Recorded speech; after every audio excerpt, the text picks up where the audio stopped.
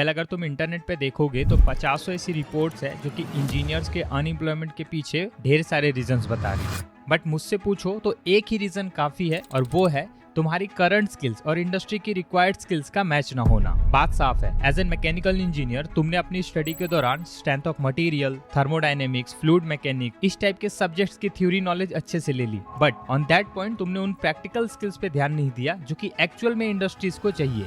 सो क्या समझे, सॉल्यूशन यही है, अगर तुम अपने करंट पोर्टफोलियो में उन स्किल्स को ऐड कर लेते हो जो कि तुम्हारे ब्रांच और इंडस्ट्री की रिक्वायरमेंट से मैच करता हो, तो तुम्हारी भी अनएम्प्लॉयमेंट की प्रॉब्लम सॉल्व हो जाएगी। अब हो सकता है कि तुम कंफ्यूजन में पड़ के कोई भी एक्शन ना लो। इससे पहले मैं ये वीडियो तुम जैसे इंजीनियर्स के लिए बना रहा हूँ जो कि या तो अपनी पहली इंजीनियरिंग जॉब ढूंढ रहे हैं, या तो अपनी करंट जॉब से अपग्रेड करना चाहते हैं, या फिर अपना करंट डोमेन ही बदलना चाहते हैं। मेनली मैं वो 5 इसेंशियल टेक्निकल स्किल्स बताऊंगा जिसे कि तुम्हें आज से ही सीखना स्टार्ट कर देना चाहिए। मैं हर स्किल को सीखने के पीछे उसका एक्चुअल रीजन भी दूंगा, इसीलिए सभी स्किल को ध्यान से सुनना। तो चलो बिना किसी देरी के वीडियो के मेन कंटेंट को स्टार्ट करते हैं। ऑलराइट, हमारी लिस्ट की सबसे पहली स्किल है CAD एंड CAE स्किल्स। अब देखो, तुम में से बहुत सारे लोग होंगे जिन्होंने AutoCAD तो सीख भी लिया होगा, बट बेसिक लेवल का। इन रियलिटी जब तुम इंडस्ट्री में किसी भी डिजाइन इंजीनियरिंग जॉब रोल के लिए जाओगे तो तुमसे हमेशा एडवांस स्किल्स की बात की जाएगी, और बहुत सारे जॉब्स के लिए तो CAD एंड CAE सॉफ्टवेयर्स का कॉम्बिनेशन होना नेसेसरी होता है। क्योंकि तुम्हारे पास CAD स्किल्स नहीं है, इसलिए तुम डिजाइन इंजीनियरिंग जॉब रोल के लिए एलिजिबल नहीं हो पाते। सो सॉल्यूशन यही है कि तुमको CAD एंड CAE सॉफ्टवेयर्स को सीखने पे ध्यान देना चाहिए।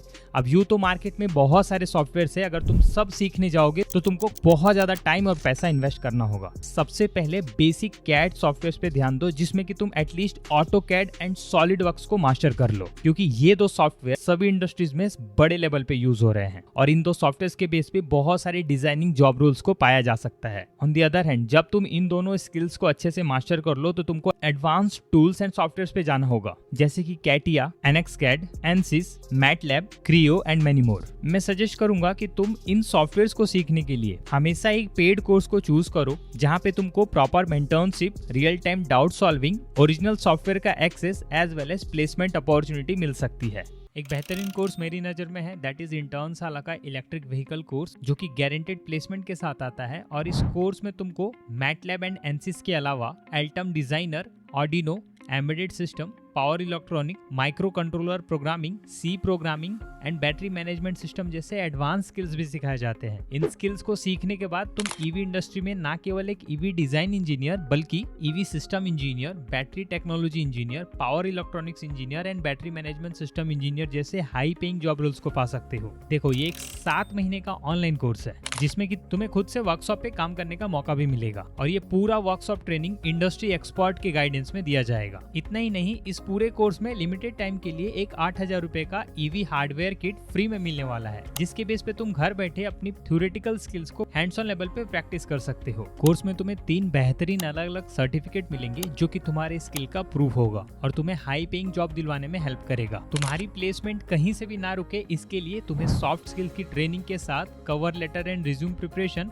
और साथ में मॉक इंटरव्यू प्रैक्टिस भी करवाया जाएगा। वैसे तो इस कोर्स की कीमत 45,000 रुपीज है, बट इसके साथ तुमको गारंटेड 45,000 का स्टाइफंड भी मिलने वाला है। वैसे तो तुम्हारी प्लेसमेंट गारंटेड होगी ही, बट किसी रीजन से अगर तुम्हारी प्लेसमेंट नहीं हो पाती है तो यहाँ पे साफ साफ लिखा हुआ है कि तुम्हारे सारे पैसे रिफंड कर दिए जाएंगे। क्योंकि सीट्स लिमिटेड है, इसलिए मैं तुम्हें सजेस्ट करूंगा कि जितनी जल्दी हो सके इस कोर्स के लिए अपना एप्लीकेशन फॉर्म डाल दो, जो कि बिल्कुल फ्री है। इस एप्लीकेशन फॉर्म का लिंक मैं तुम्हें डिस्क्रिप्शन में दे दूंगा। ओके, अब बात करते हैं सेकंड स्किल की। लिस्ट का सेकंड स्किल है ऑटोमेशन स्किल। देखो, अभी कंपनीज के बीच में स्मार्ट फैक्ट्री रेस चल रहा है। सभी कंपनी अपने एग्जिस्टिंग प्लांट को स्मार्ट बनाना चाहती है, और स्मार्ट फैक्ट्री इकोसिस्टम के बहुत सारे की कंपोनेंट है, जिसमें कि ऑटोमेशन एंड रोबोटिक्स एक मेजर कंपोनेंट है। स्मार्ट फैक्ट्री बनाने का रीजन ये है ताकि कंपनी अपनी ओवरऑल एफिशिएंसी को बढ़ा सके, प्रोडक्ट क्वालिटी को बढ़ा सके और डेटा बेस्ड डिसीजन ले सके। दैट्स व्हाई मार्केट में ऑटोमेशन स्किल्स की डिमांड में एक्सपोनेंशियली ग्रोथ आया है। एज एन इंजीनियर, अगर तुमने अपने कॉलेज स्टडी के दौरान ऑटोमेशन स्किल्स के बारे में नहीं सुना तो तुम्हें उस चक्कर में ना पड़ते हुए आज के समय के हिसाब से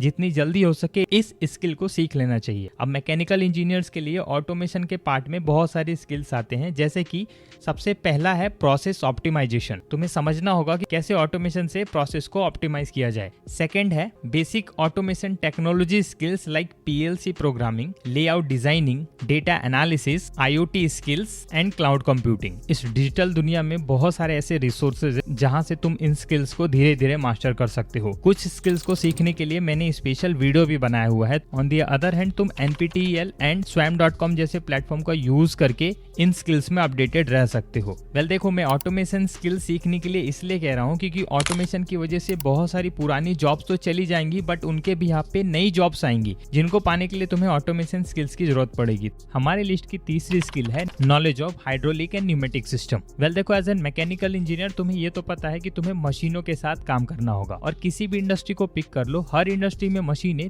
3 मेजर एनर्जी सोर्सेज से चलती हैं। पहला है electrical, second is pneumatic and third is hydraulic energy. अब देखो, ज्यादातर कंपनीज इलेक्ट्रिकल एनर्जी को टेक केयर करने का चार्ज इलेक्ट्रिकल इंजीनियर्स को सौंपती हैं। बाकी बची 2 एनर्जीज हमेशा से मैकेनिकल इंजीनियर्स टेक केयर करते हैं। सो अगर तुम हाइड्रोलिक एंड न्यूमेटिक सिस्टम की नॉलेज ले लेते हो तो तुम मार्केट में बहुत सारे जॉब रोल्स के लिए एलिजिबल हो जाओगे, जैसे कि machine maintenance engineer, utility engineer and other machine related jobs. अगर तुम चाहते हो कि मैं एक ऐसा कोर्स तुम्हारे लिए ढूंढ के लाऊं जो कि तुम्हें इसकी पूरी नॉलेज दे, तो कमेंट में बस I am in लिख के अपना इंटरेस्ट शो कर देना। फिलहाल हम बात करते हैं चौथी इंपॉर्टेंट स्किल के बारे में, जो कि है नॉलेज ऑफ ERP सॉफ्टवेयर। देखो, ERP का मतलब होता है इंटरप्राइजेज रिसोर्स प्लानिंग, यानी कि किसी भी ऑर्गेनाइजेशन को चलाने के लिए जितने भी टाइप के रिसोर्सेज यूज किए जाते हैं, सभी को मैनेज करने के लिए जो सॉफ्टवेयर यूज किया जाता है उन्हें हम ERP सॉफ्टवेयर कहते हैं। इसके अंदर रिसोर्सेज की प्लानिंग, प्रोक्योरमेंट एंड मैनेजमेंट जैसी चीजें आती हैं। बात करें बेस्ट ERP सॉफ्टवेयर की, तो हमेशा से